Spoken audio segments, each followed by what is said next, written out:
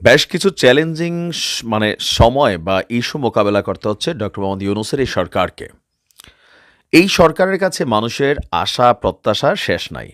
আর আমরা মনে করি এই সরকারটা হচ্ছে ওই সরকার, যেই সরকার মানে এমন কিছু কাজ করবে যেটা আমাদের কোনো পলিটিক্যাল সরকার কখনো করে নাই। তো এর মধ্যে কি?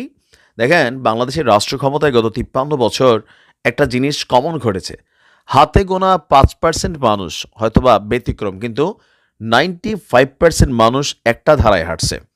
তবে এই ধারাটা বাড়তে, বাড়তে এমন একটা ধারায় চলে গেছে যে আস্তে, আস্তে বাংলাদেশের যে মেরুদণ্ড, হৃৎপিণ্ড, আতজুরি যা আছে সবগুলা ছিদ্র হয়ে গেছে। অ্যাজ এ রেজাল্ট ধনীরা ধনী হচ্ছে, সিস্টেম করাপ্টেড হচ্ছে, গরিবরা আরও গরিব হচ্ছে, দেশের সর্বোপরি মারা যাচ্ছে।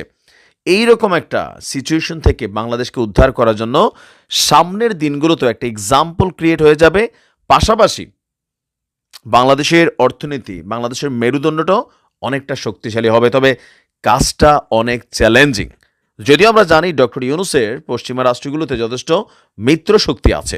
এখন কথায় না কাজে হচ্ছে বন্ধুত্বের পরিচয়, সেইটা প্রমাণ করার টাইম আসছে। তবে নতুন এক অ্যাকশনে যাচ্ছেন ডক্টর মোহাম্মদ ইউনূস। আপনি জানেন গেল ১৬ বছর না, গেল ৫৩ বছরই আমরা ধরতে পারি, বাংলাদেশ থেকে হিউজ পরিমাণ টাকা আমাদের এমপি মন্ত্রীরা, আমলারা, সরকারের বড় বড় পদ পদবিতে থাকা ব্যক্তি বিশেষরা, ব্যবসায়ীরা এই দেশ থেকে পাচার করে পৃথিবীর উন্নত রাষ্ট্রগুলোতে তারা নিয়ে যায়।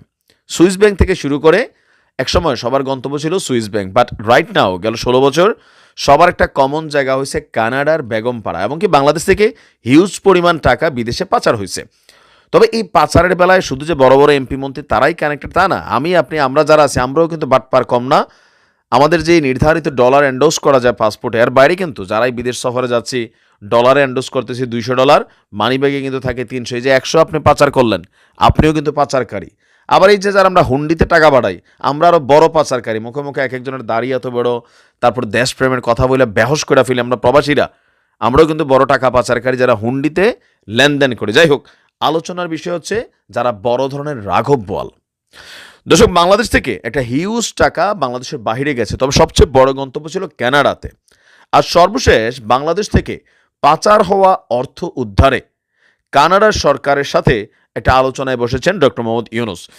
আর গতকালকে আপনার ঢাকায় নিযুক্ত কানাডিয়ান হাই কমিশন অজিত সিংয়ের সঙ্গে তিনি সাক্ষাৎ যখন তার সাথে হচ্ছে, সে সময় কানাডার বেগমপাড়াতে থাকা সম্পদকে শনাক্ত করা, যে কোন কোন সম্পত্তিগুলো বাংলাদেশের কার কার আছে, সেগুলোর আয়ের উৎস কি, নাম্বার 2 কানাডার সরকার কর্তৃক সেগুলোকে জব্দ করা, নাম্বার 3 এরপর ওই টাকাটা বাংলাদেশের রিটার্ন নিয়ে আসা। এ একটা বড় ধরনের ভূমিকার দিকে যাচ্ছে। ডক্টর ইউনূস বলছিলেন যে বাংলাদেশের রাজনীতিবিদরা এমনকি আওয়ামী লীগের রাজনীতিবিদরা বাংলাদেশ থেকে শত শত বিলিয়ন ডলার চুরি করেছে এবং এর একটি অংশ কানাডায় পাচার করা হয়েছে, যার মধ্যে টরন্টোর কুখ্যাত বেগম পাড়ার কথা আছে। তিনি বলছেন যে এই সম্পদ উদ্ধারে কানাডার সরকারের সাহায্য প্রয়োজন। ইভেন চুরি হওয়া এই অর্থ বা কানাডার বেগমপাড়াতে যারা বাড়িঘর করছেন সেই সম্পদকে আপনার বাংলাদেশে রিটার্ন করানোর জন্য বা সেই সম্পদকে জব্দ বা কিভাবে কি করা যায় এ ব্যাপারে ডক্টর ইউনূসকে সমর্থনের আশ্বাস দিয়েছেন কানাডিয়ান এই দূত। তিনি বলছেন যে অন্তর্বর্তী সরকার কর্তৃক চিহ্নিত ব্যক্তিদের কাছ থেকে কানাডা সরকারে পাচার করা অর্থ জব্দ করার জন্য কানাডার একটি প্রক্রিয়া রয়েছে। তার মানে ডক্টর মোহাম্মদ ইউনূস একটা তালিকা দিয়েছেন, হইতে পারে এটা দুদকের মাধ্যমে অথবা অর্থনৈতিক যে ইন্টেলিজেন্স গ্রুপ আছেন তাদের মাধ্যমে। তো সেই তালিকাটাকে কানাডিয়ান সরকার চিহ্নিত করবে, জব্দ করবে, এমনকি একটা প্রক্রিয়ার মাধ্যমে এটা বাংলাদেশে ফিরিয়ে আসার আশ্বাস দিয়েছেন।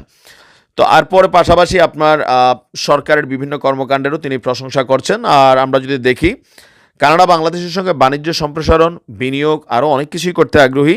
আর যেহেতু আপনার এখন এই মুহূর্তে বাংলাদেশের অর্থনীতিতে একটা ধাক্কা আছে, সো এই ক্ষেত্রে বিদেশি এই টাকাগুলা ফেরতের ব্যাপারে সর্বপ্রথম কানাডাতে হাত দিচ্ছেন। এর পাশাপাশি ইউরোপীয় ইউনিয়নের যেই রাষ্ট্রগুলো আছে যেখানে অনেক বাংলাদেশিরা আমরা টাকা পয়সা পাচার করে বিশাল একটা হুলস্থুল অবস্থা করছি, সেই জায়গাগুলো থেকেও একই প্রক্রিয়ায় লিস্ট করে করে নাম ধরাই দেওয়া হবে এবং তাদের সম্পদকে ওই দেশের সরকার কর্তৃক জব্দ করা এবং এটাকে বাংলাদেশে ফিরিয়ে আনা। তবে একটা জায়গায় একটু খটকা আছে, সেটা হচ্ছে পশ্চিমা রাষ্ট্রগুলো মুখে মুখে যতটা ভালো মানুষ, কাজের বেলায় কিন্তু তা না। কারণ তারা তাদের দেশে অর্থনীতিকে চাঙ্গা করার জন্য সারা পৃথিবী থেকে অনেক ধরনের ঘটনার টাকা পয়সা লুটপাটের এগুলো কিন্তু তারা তাদের দেশে আশ্রয় দেয় বা নাগরিকত্ব দিয়ে দেয় ডাইরেক্ট বিনিয়োগের মাধ্যমে। তো যারা বিনিয়োগ করে ফেলছে, যারা নাগরিকত্ব পাইয়া ফেলছে, তাদের টাকাটা কিভাবে আনবে? তারপরে ডক্টর মোহাম্মদ ইউনূসের এই সিদ্ধান্তকে আমি সাধুবাদ জানাই, যেন আগামী দিনে যদি সত্যিই ফিরে আনতে পারে, নেক্সট টাইম ইন ফিউচার যারা রাষ্ট্র ক্ষমতায় যাবেন তাদের মাথায় থাকতে হবে যে দেশের সম্পদ লুটপাট করা বিদেশি নিয়ে আরামায়েশে কিন্তু বসবাস করা যাবে না। হোপসো রাষ্ট্রগুলো আমাদেরকে সহযোগিতা করবে। ধন্যবাদ। আসসালামু আলাইকুম।